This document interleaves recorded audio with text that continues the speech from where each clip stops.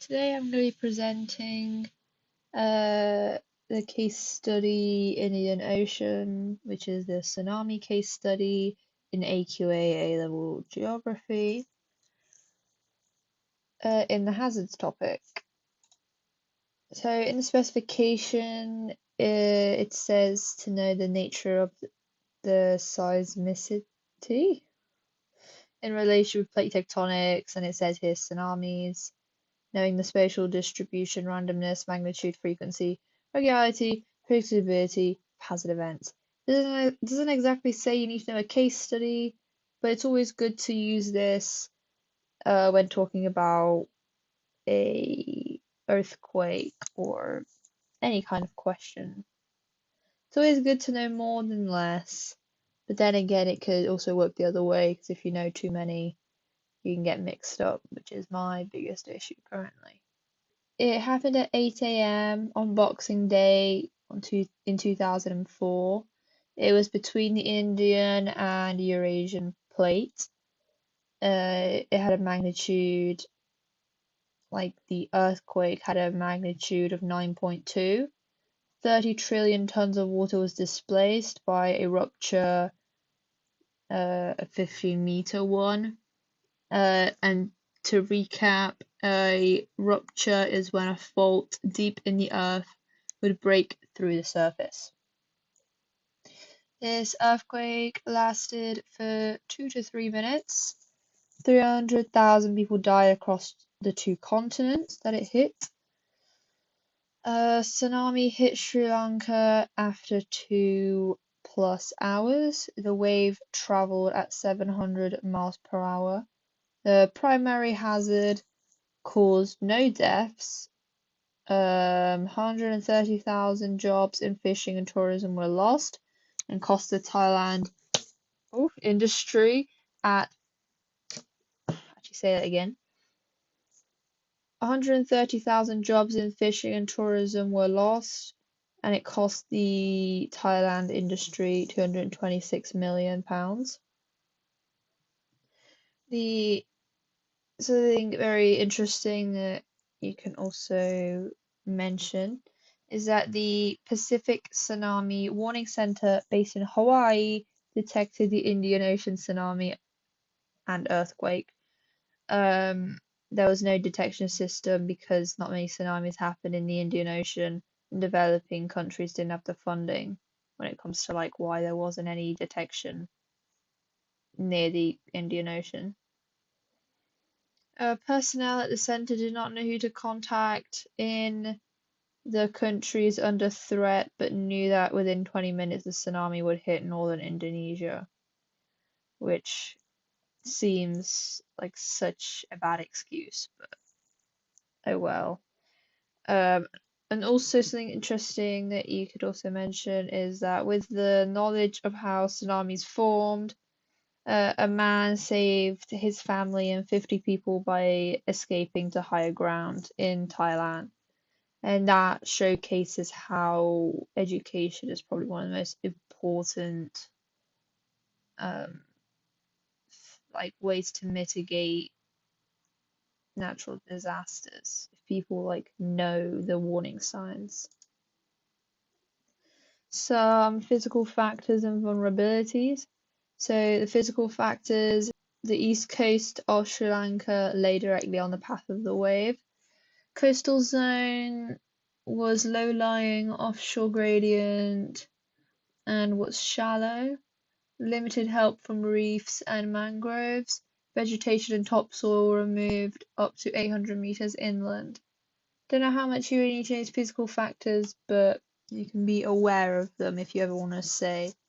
I think the limited help from reefs and mangroves is probably the most important one. And the low-lying offshore gradient and shallow. So some vulnerabilities. There's no past experience, population unaware of threats, no early warning detection. Most people live on the coast. Banda Aceh, or I don't know, in Sumatra was obliterated because they live on the low-lying coasts. Predominantly poor in the midst of a civil war, lack of cooperation between forces, people were ill-equipped to cope with natural disasters. Relief and recovery operations were worsened by poor communication. Government lacked experience and capability to handle such a complex rebuilding strategy. Okay, so the timeline. So 2 to 3 days after, which if you think about the Parkes model graph, that would be the relief. The World Bank makes $75 million for emergency relief efforts. Foreign governments / NGOs promised aid. As you probably know, there's a trend of promised aid and how much aid actually is provided. So 1 year later, although rehabilitation, government declared buffer zone not allowing building on coastlines, but this was abandoned in 2007 because it looked unattractive. ... NGOs arrived and contributed to rehabilitation program, but accused of not listening, and some of the things that they provided were seen as inappropriate. Not all promised aid arrived. What a surprise.